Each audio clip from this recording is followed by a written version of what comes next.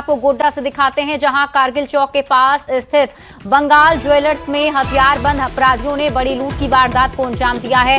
3 बदमाश बाइक से पहुंचे और हथियार के बल पर दुकान से करीब 6 लाख रुपए नकद के साथ लाखों रुपए के सोने चांदी के आभूषण लूटकर फरार हो गए। भागने के दौरान बदमाशों ने करीब 4 राउंड फायरिंग भी की, जिससे पूरे बाजार में अफरा तफरी मच गई। पुलिस ने मौके पर पहुंचकर जांच शुरू कर दी है और सीसीटीवी फुटेज के आधार पर आरोपियों की तलाश की जा रही है। नाइट हम मास्क पहना हुआ बोला चलो बंदूक दिखा के अंदर ढुका है। एकदम अंदर जब ढुक गया तब फिर मेरा नजर हुआ तीनों के हाथ में एक ही तरह का टाइप का गन था। वो तीनों का जो है वैसे ऐसे करके जो है वो वाला तीनों के पास एक ही टाइप का गन था। हाँ। इसके बाद तब फिर हम बोले कि जो है कि क्या कौन है आप लोग, क्यों आप लोग इसके बाद तब फिर हमको मारना शुरू किया। इसके बाद तब फिर जो है नोट जो है एक लड़का उधर आ गया, 2 लड़का इधर था, एक लड़का इधर जो है कवर कर रहा था, एक लड़का बीच में था जो कि मेरा सामने जो बीच में उससे ट्रेस हम निकाला। एक लड़का जो मेरा उधर आया वो उधर आकर के उधर से मेरा छीनने की कोशिश किया।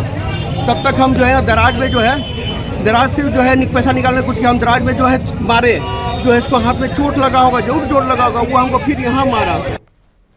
खबर जमशेदपुर से है, जहां मानगो थाना क्षेत्र के गुरुद्वारा रोड पर प्रेम प्रसंग को लेकर खूनी संघर्ष हो गया।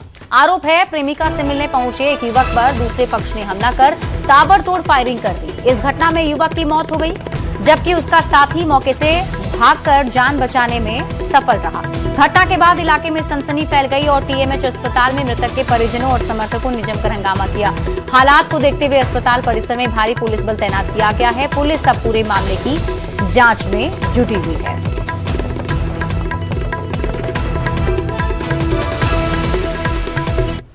और अब रुक करते हैं अगली खबर की ओर। केरल के वायनाड में निर्माणाधीन टनल धंसने से खूंटी के एक मजदूर की दर्दनाक मौत हो गई। मृतक की पहचान तोरपा प्रखंड के अनुकदा गांव निवासी अनमोल डोडाराय के रूप में हुई है।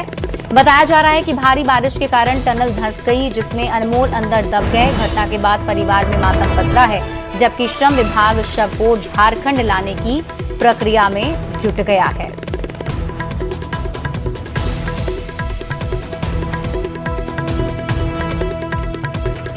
खबर आपको खूंटी से दिखाते हैं, जहां जियारप्पा स्थित बिमसार अस्पताल से लापरवाही का एक गंभीर मामला सामने आया है। आरोप है कि एक महिला मरीज को उसके ब्लड ग्रुप O पॉजिटिव की जगह A पॉजिटिव खून चढ़ा दिया गया। 3 यूनिट ब्लड चढ़ाने के बाद भी दोबारा जांच में ब्लड ग्रुप की गड़बड़ी सामने आई। इसके बाद मरीज को रिम्स रेफर किया गया, जहां इलाज के दौरान उसकी मौत हो गई। जब प्रशासन ने मामले की जांच शुरू कर दी है, जांच पूरी होने तक अस्पताल के ऑपरेशन थिएटर और एक वार्ड को बंद कर दिया गया है। कार्रवाई में हम लोगों ने जो संबंधित ओटी था और जो वार्ड था उसको हम लोगों ने सील किया था। अभी कार्य वहाँ का स्थगित किया था कि जब तक जांच हो रहा तब तक हम लोग काम वहाँ पे रोका जाए। जांच करने के बाद फिर देखा जाएगा जैसा निर्देश मिलेगा। खबर रामगढ़ से है, जहां पुलिस ने बड़ी कार्रवाई करते हुए मिनीगन फैक्ट्री का भंडाफोड़ किया है। भुरकुंडा ओपी क्षेत्र में चल रही इस अवैध फैक्ट्री से पुलिस ने हथियार बनाने का सामान और अर्धनिर्मित पिस्टल बरामद किया है।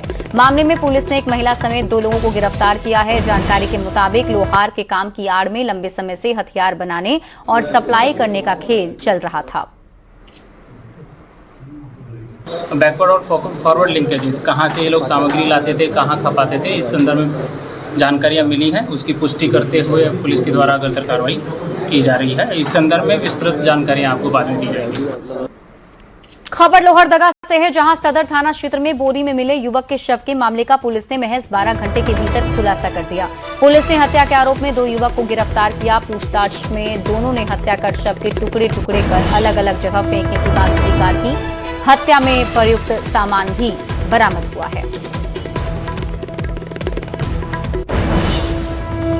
यानी कि दिनांक 5/6 की मध्य रात्रि को इनके द्वारा उस बॉडी को अपने सहबाज के घर के आंगन में रख के पीसेस में करके 2 पार्ट में फेंका गया और उन्होंने अपने घटना में शामिल होने का स्वीकार किया है। जेपीएससी परीक्षा परिणाम जारी होने के बाद हजारीबाग में अभ्यर्थियों का आक्रोश देखने को मिला है। अभ्यर्थियों ने परीक्षा में धांधली और जल्दबाजी में परिणाम घोषित करने का आरोप लगाते हुए गांधी मैदान से जिला परिषद चौक तक विरोध रैली भी निकाली। प्रदर्शनकारियों ने झारखंड सरकार और जेपीएससी के खिलाफ नारेबाजी की। इस दौरान अभ्यर्थियों ने परीक्षा रद्द कर दोबारा पारदर्शी तरीके से आयोजित करने की मांग की। प्रदर्शनकारियों ने चेतावनी दी कि अगर सरकार और जेपीएससी उनकी मांगों पर जल्द निर्णय नहीं लेते हैं तो मुख्यमंत्री आवास समेत विभिन्न सरकारी कार्यालय का घेराव कर आंदोलन को और तेज किया जाएगा। हम लोग का जो रिजल्ट नहीं आ रहा है और उसका जो 47 से 48 क्वेश्चन सॉल्व करता है उसका रिजल्ट हो जा रहा है। ये दिखा रहा है कि जेपीएससी कहीं ना कहीं और सरकार कहीं ना कहीं जो है सो जेपीएससी का सीट बेचने का काम कर रही है। जेपीएससी अभी रिजल्ट पीटी का जारी किया है, उसमें कितना अनियमितता बरता गया है ये जग जाहिर है।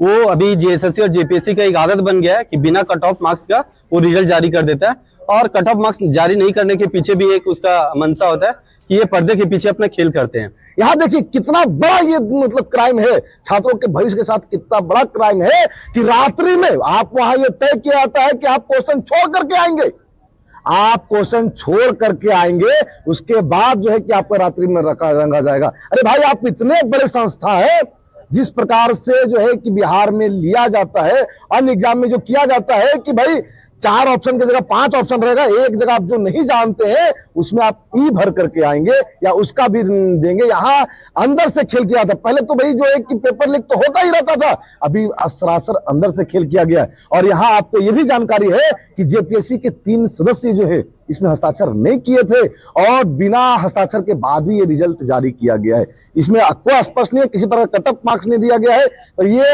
स्पष्ट अन्यता है। हम लोग स्पष्ट मांग कर रहे हैं कि इसको पूर्णतः रद्द करके जो है कि स्पष्ट एग्जाम फिर से लिया जाए, और अगर नहीं होता है एग्जाम, अगर फिर से नहीं लिया जाता है तो हम लोग ये जो अभी सैकड़ों छात्र दिख रहे हैं वो सांकेतिक रूप से दिख रहे हैं। स्पष्ट है जेपीएससी और मुख्यमंत्री आवास का घेराव बहुत जल्द किया जाएगा। जोहार। खबर राजधानी रांची से है, जहां मोरहाबादी मैदान में साप्ताहिक हाट लगाने वाली सब्जी विक्रेताओं का गुस्सा रांची नगर निगम के बाहर फूट पड़ा।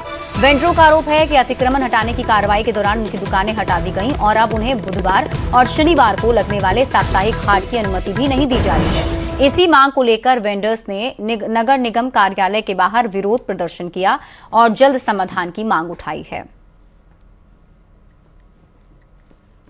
रांची के मोरहाबादी मैदान में सब्जी बेचने वाली महिलाएं आज नगर निगम के गेट पर बैठी हैं और सब्जी नगर निगम के दरवाजे पर बेचा जा रहा है। महिलाओं का कहना है कि हर बुधवार और शनिवार के दिन ये अपनी दुकान मोरहाबादी में लगाया करती थी, लेकिन निगम के अधिकारियों ने उन दुकानों को हटा दिया, लगाने की अनुमति नहीं मिल रही, जिसके बाद ये आक्रोश है। दीदी क्या दिक्कत है कि यहाँ दुकान लगाए हैं? आज दिक्कत हम लोग मोरहाबादी बाजार में आते थे, वहाँ नहीं लगाने दे रहा दुकान, तो हम लोग यहीं आकर लगाए। तो यही इनके गेट पे लगाइएगा? क्या करेंगे, तो वहाँ नहीं लगाने दे रहा तो इनके गेटे पर न लगाएंगे। फुटपाथ दुकानदार है। तो क्या दिक्कत है? अब देखिए अभी हम लोग फिलहाल कुछ नहीं बता सकते क्योंकि हम लोगों को अपना फॉर्म जमा करना है। में ही यही दुकान लगा दिया था आप लोगों ने? आई यही दुकान लगा था। क्या नाम हुआ आपका? सुजीता।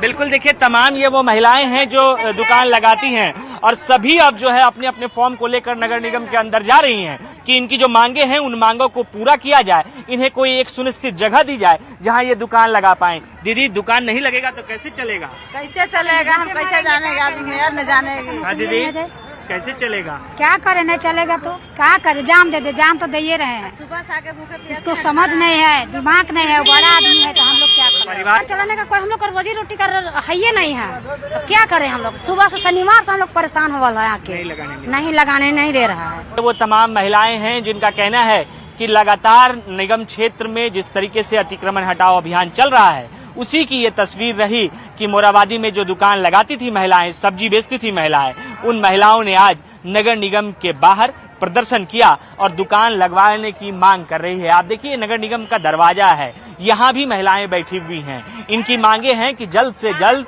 इन्हें दुकान लगाने की अनुमति दी जाए, क्योंकि साप्ताहिक हाट बाजार जहां ये हर हफ्ते दुकान लगाया करती थी, हफ्ते में 2 दिन बुधवार और शनिवार, वहां अनुमति नहीं मिल रही, तो आज बुधवार के दिन दरवाजे पर आ गई और निगम के दरवाजे पर ही सब्जी बेचने लग गई है। कैमरा पर्सन प्रभाकर के साथ गौरव झा, न्यूज़ 18 रांची। धनबाद से बड़ी खबर है, कतरास थाना क्षेत्र स्थित छाताबाद में फिर भूधसान हुआ है। 2 से 3 घरों में दरारें आई हैं। अनहोनी की आशंका से लोग अपना सामान निकालकर सुरक्षित स्थानों पर जाने की तैयारी कर रहे हैं। गुस्साए लोगों ने कतरास भटमुरमा मुख्य मार्ग जाम कर दिया है और बीसीसीएल, जिला प्रशासन और स्थानीय जनप्रतिनिधियों के खिलाफ जमकर नारेबाजी की है। सूचना मिलते ही बाघमारा एसडीपीओ, सीओ और कई थानों की पुलिस मौके पर पहुंची लोगों को समझाने का प्रयास कर रही है।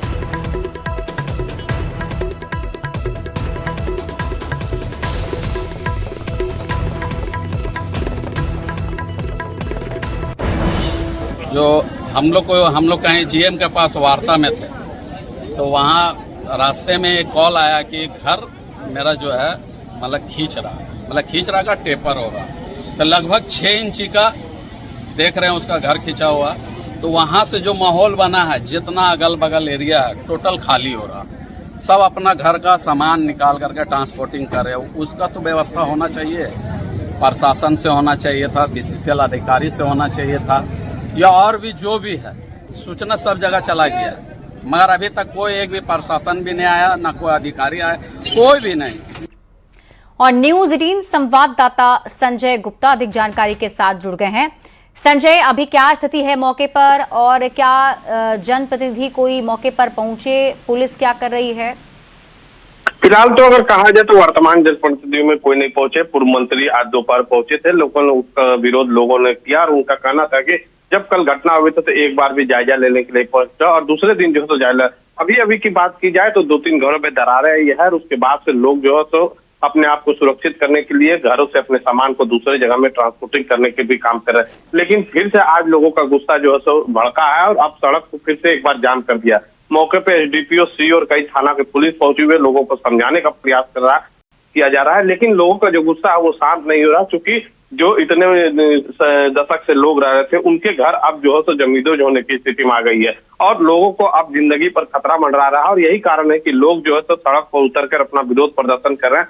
हालांकि इस मामले में डीसी ने कहा है कि लोगों को बिलगड़िया में बताया जाएगा, लेकिन वह कब बताएंगे यह इंतजार करना होगा, क्योंकि टंडाबाड़ी की अगर घटना याद हो तो 2-3 मौतें हो चुकी थी, उसके बाद उस लोगों को सुरक्षित स्थान में बताया गया था। अगर समय रहते इसको नहीं देखा जाएगा तो हो सकता है कि टंडाबाड़ी वाली स्थिति यहाँ पे पुनरावृत्ति हो सकती है, तो लोगों की जिंदगियां भी जा सकती है। फिलहाल लोगों का आक्रोश जो है तो शांत नहीं हो रहा। मौके पे एसडीपीओ समझाने का प्रयास कर रहे हैं, लेकिन सड़क जाम से जो हटने की बात है वो ग्रामीण इनकार कर दी है। लोगों का कहना है कि जब तक उनकी मांगे मुआवजा और पुनर्वास नहीं किया जाता तब तक जो है तो वो सड़क जाम में ही रहेंगे। जी ठीक है, आप इस खबर पर नजर बनाकर रखिए। शुक्रिया इस अपडेट के लिए।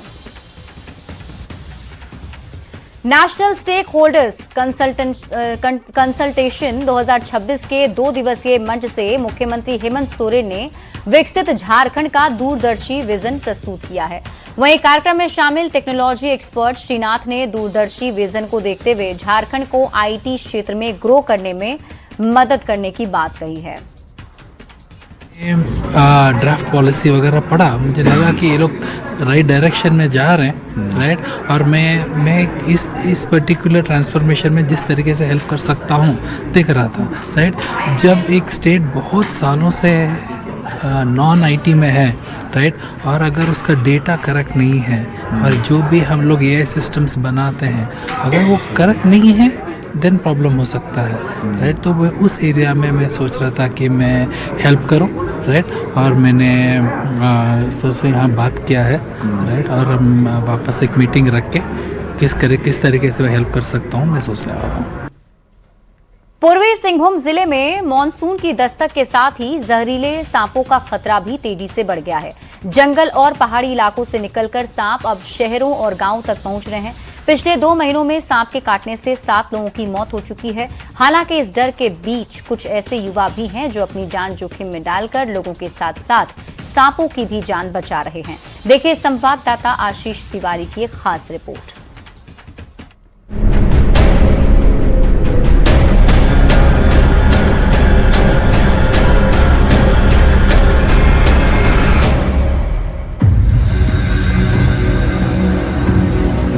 बारिश की पहली फुहार जहां लोगों के लिए राहत लेकर आती है, वहीं पूर्वी सिंहभूम में ये मौसम एक नए खतरे की दस्तक भी देता है।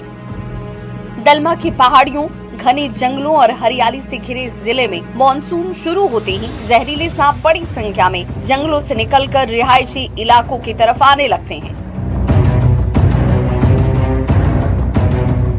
भारी बारिश के कारण बिलों में पानी भर जाता है और ऐसे में भोजन और सुरक्षित जगह की तलाश में सांप गांव से लेकर शहर तक पहुंच जाते हैं। यही वजह है कि हर साल बारिश के मौसम में सांप निकलने की घटनाएं तेजी से बढ़ती हैं और लोगों में दहशत का माहौल बना देती हैं।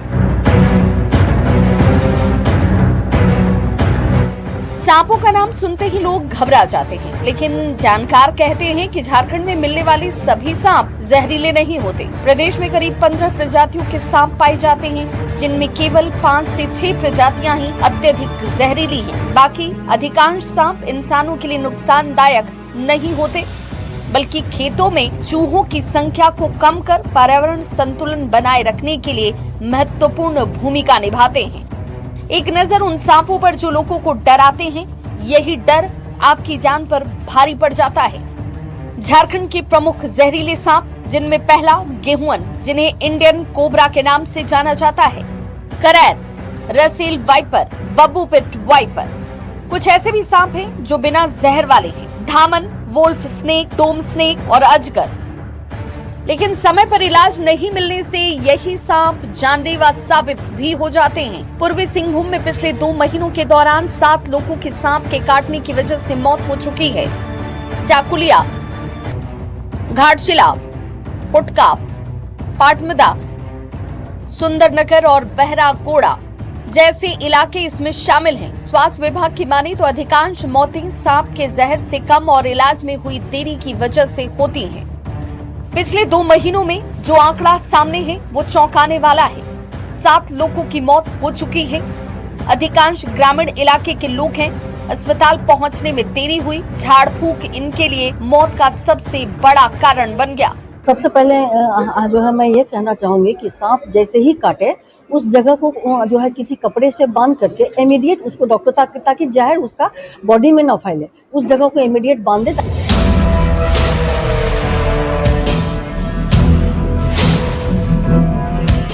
जहां एक तरफ सांप लोगों के लिए डर का कारण बने हुए हैं, तो वहीं दूसरी तरफ जमशेदपुर के कुछ युवा लोगों के लिए उम्मीद की किरण बनकर सामने आए हैं। ये है स्नेक रेस्क्यू टीम, जो पिछले 17 सालों से बिना किसी सरकारी सहायता के लगातार अपनी सेवा दे रहे हैं। दिन हो या रात, फोन आते ही टीम मौके पर पहुंच जाती है, सांप का सुरक्षित रेस्क्यू करते हैं और फिर उसे जंगल में छोड़ दिया जाता है।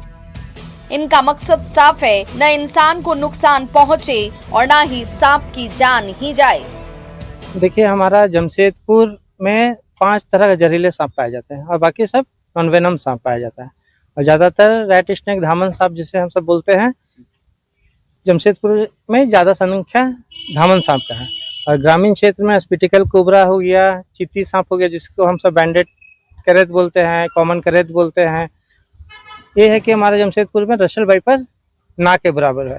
और हम और हमारा टीम सब मिलके अभी तक हम लोग 17 साल से एक काम को सुरक्षित तरीका से हम लोग आगे बढ़ा के कर रहे हैं। बाय द वे, अगर किसी को सांप काटता है तो झाड़ फूक के चक्कर में ना रहे, ठीक है, ना ही किसी झोला छाप डॉक्टर के पास में रहे।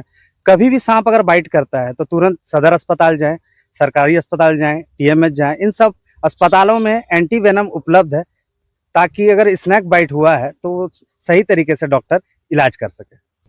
विशेषज्ञों की माने तो सांप काटने के बाद मौत की बड़ी वजह बन जाती है घबराहट। एक एक पल जहां आपके लिए कीमती होता है, उस वक्त सही कदम उठाने की जरूरत होती है। सबसे पहले ग्रामीण इलाकों में आज भी लोग पहले ओछागुनी और झाड़ फूंक का सहारा लेते हैं, जिसकी वजह से अस्पताल पहुंचते पहुंचते मरीज की हालत गंभीर हो जाती है। तो सांप के काटने पर क्या न करें? घबराएं नहीं, मरीज को शांत रखें, तुरंत अस्पताल पहुंचाएं, एंटी वेनम इंजेक्शन लें और झाड़ फूंक के चक्कर में तो बिल्कुल ना पड़ें। थोड़ी सी सावधानी बड़े खतरे को टाल सकती है। ऐसे में सांप को अपने घर से दूर रखने के लिए कुछ एहतियात लोगों को बरतने भी चाहिए।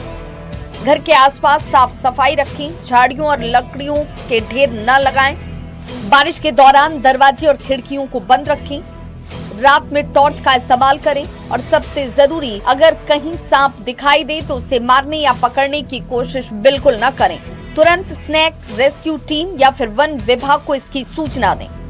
बारिश का मौसम जहां जीवन लेकर आता है, वहीं सतर्कता की भी मांग करता है। सांप पर्यावरण का अहम हिस्सा है, इसीलिए उन्हें मारने के बजाय सुरक्षित रेस्क्यू करना सबसे बेहतर होता है। अगर दुर्भाग्य से सांप काट ले तो अंधविश्वास नहीं बल्कि समय पर अस्पताल जिंदगी बचा सकता है। तो सावधान रहें, सतर्क रहें, क्योंकि जिंदगी अनमोल है। लगातार स्वास्थ्य विभाग और जिला प्रशासन लोगों को सांप से डसने को लेकर जागरूक कर रहा है, मगर लोगों को जागरूक रहने की जरूरत है। अगर सांप के बाइट होते हैं तो वो समय पर डॉक्टर के पास पहुंचे, जिससे उनको वैक्सीन लगाकर उन्हें स्वस्थ किया जा सके। न्यूज़ 18 के लिए जमशेदपुर से आशीष कुमार तिवारी। झारखंड में एसआईआर के दौरान जेएमएम ने राज्य के मुख्य निर्वाचन अधिकारी से मांग की है कि संथाल परगना क्षेत्र में संथाली भाषा जानने वाले बूथ लेवल ऑफिसर यानी बीएलओ को नियुक्त किया जाए। झारखंड मुक्ति मोर्चा के केंद्रीय प्रवक्ता सुप्रियो भट्टाचार्य ने कहा है कि आदिवासी बाहुल्य क्षेत्र में भाषा एक बड़ी समस्या है। ऐसे में अगर नॉन संथाली भाषी लोग संथाल परगना के जिले में जा रहे हैं तो वहां परेशानी होती है। भाषा के लोग हैं, उनसे तो संवाद संथाली से करना पड़ेगा, कुरुख से कुरुख में करना पड़ेगा, मुंडारी से मुंडारी में करना पड़ेगा, हो से हो में करना पड़ेगा, बंगला से बंगला में करना पड़ेगा, उड़िया से उड़िया में करना पड़ेगा।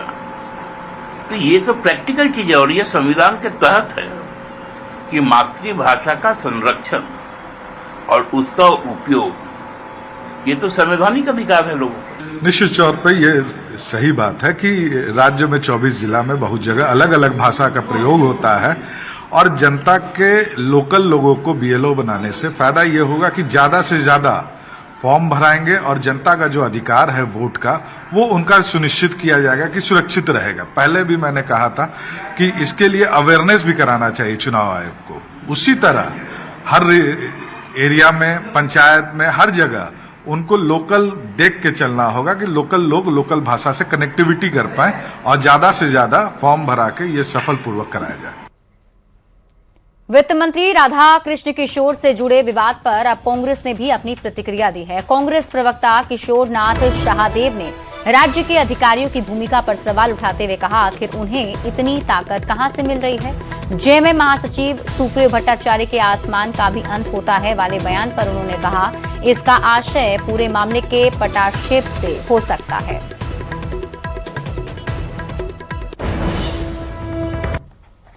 यहाँ के अधिकारियों को कहां से ताकत मिलता है कि वे सरकार के फैसले और सरकार को भी सवाल करना प्रारंभ कर देते हैं।